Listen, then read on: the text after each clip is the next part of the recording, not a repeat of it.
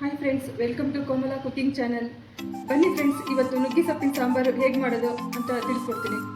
Friends, ಇಲ್ಲಿ ನಾನು ನುಗ್ಗಿ ಸೊಪ್ಪು ತೊಗೊಂಡಿದ್ದೀನಿ. ನೋಡಿ, ಇದನ್ನೆಲ್ಲ ತೊಳೆದ್ಬಿಟ್ಟು ಎಲ್ಲ ಕ್ಲೀನ್ ಮಾಡಿದ್ದೀನಿ.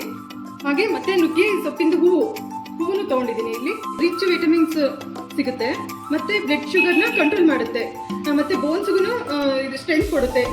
ಈ ಸಾಂಬಾರನ್ನ ಒಂದು ಮಂದಿ ಒನ್ ಟೈಮ್ ಆದ್ರೂ ಮಾಡ್ಕೊತೀನಿ. ನಾನಿಲ್ಲಿ ಒಂದು ಲೋಟ ತೊಗರಿಬೇಳೆನ ಕುಕ್ಕರ್ ಹಾಕೊಂಡು ಬೇಯಿಸ್ತಾ ಇದ್ದೀನಿ. ಅದಕ್ಕೆ ಒಂದು ಲೋಟ ನೀರು ಹಾಕ್ಬಿಟ್ಟು ಒಂದು ವಿಷಲ್ ಕೂಗಿಸ್ಕೊಳ್ಳೋಣ. ಫಸ್ಟ್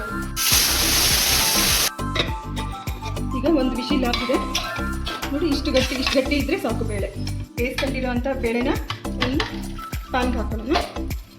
ಇರುವಂತಹ ಸೊಪ್ಪನ್ನ ಕುಕ್ಕರ್ಗೆ ಹಾಕ್ಬಿಟ್ಟು ಒಂದು 4 ವಿಷಲ್ ಮಾಡಿಸ್ಕೊಳ್ಳೋಣ.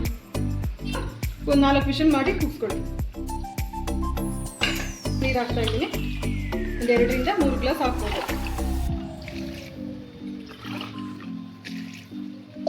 ನುಗ್ಗಿ ಸೊಪ್ಪು ಬೆಂದಿರೋದಕ್ಕೆ ನಾವು ಬೇಳೆ ಬೇಯಿಸ್ಕೊಂಡು ಇಟ್ಕೊಂಡಿರ್ತೀವಲ್ಲ, ಇದನ್ನು ಕುಕ್ಕರ್ಗೆ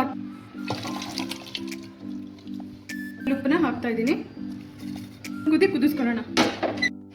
ತುರಿನ ತೊಗೊಂಡಿದ್ದೀನಿ. ಇದನ್ನ ಮಿಕ್ಸಿಗೆ ನಾವು ಪೇಸ್ಟ್ ಮಾಡ್ಕೊಳ್ಳೋಣ. 2 ಸ್ಪೂನ್ ಜೀರಿಗೆ ಹಾಕ್ತಾ ಇದ್ದೀನಿ. ಬೆಳ್ಳುಳ್ಳಿನ ಬಿಡಿಸಿಟ್ಕೊಂಡಿದ್ದೀನಿ, ಅದನ್ನು ಪೇಸ್ಟ್ಗೆ ಹಾಕ್ತಾ ಇದ್ದೀನಿ. ಸಣ್ಣನ ತೊಳೆದಿಟ್ಕೊಂಡಿದ್ದೀನಿ, ಅದನ್ನು ಹಾಕ್ತಾ ಇದ್ದೀನಿ ಪೇಸ್ಟ್ಗೆ.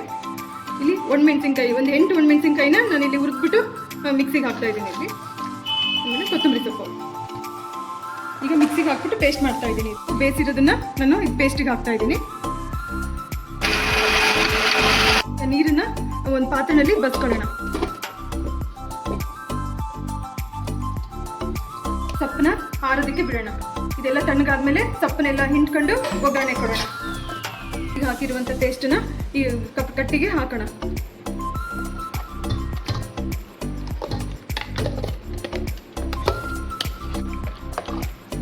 ಒಗ್ಗರಣೆ ಕೊಡೋಣ. ಸ್ಪೂನ್ ಆಯಿಲ್ ಹಾಕೋತಾ ಇದ್ದೀನಿ.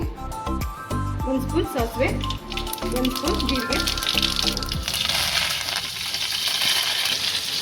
ಈರುಳ್ಳಿ. ಈಗ ಈರುಳ್ಳಿ ಎಲ್ಲ ಕೆಂಪಗಾಗಿದೆ. ಇವಾಗ ಸಾಂಬಾರಿಗೆ ಹಾಕೋಣ.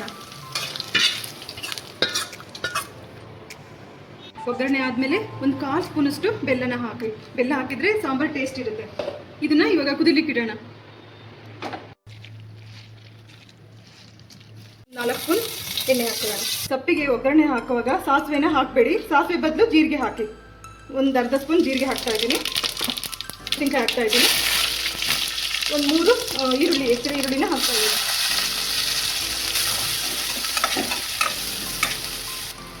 ಒಗ್ಗರಣೆಗಷ್ಟೇ ಫ್ರೆಂಡ್ಸ್ ಸ್ವಲ್ಪ ಉಪ್ಪು ಹಾಕಿ, ಯಾಕೆಂದರೆ ಸಪ್ಪಲ್ಲೇ ನಾವು ಉಪ್ಪು ಹಾಕಿರ್ತೀವಲ್ವಾ, ಇದಕ್ಕೆ ಈ ಒಗ್ಗರಣೆಗಷ್ಟೇ ಅಷ್ಟು ಅರಿಶಿನ ಪುಡಿ. ಇದಕ್ಕೆ ನಾವು ಹಿಂಡಿರೋಂಥ ಸೊಪ್ಪನ್ನ ಹಾಕೋಣ. ಇದಕ್ಕೆ ತೆಂಗಿನ ತುರಿ ಹಾಕ್ತಾ ಇದ್ದೀನಿ. ಮಾಡೋಣ. ಇಲ್ಲಿ ಆ ನುಗ್ಗಿ ಸೊಪ್ಪಿನ ಸಾರು ಹೇಗಿದೆ, ನೀವು ಮನೆಯಲ್ಲಿ ಟ್ರೈ ಮಾಡಿ. ಹೇಗಿದೆ ಅಂತ ಕಮೆಂಟ್ ಬಾಕ್ಸಲ್ಲಿ ಕಮೆಂಟ್ ಮಾಡಿ ತಿಳಿಸಿ.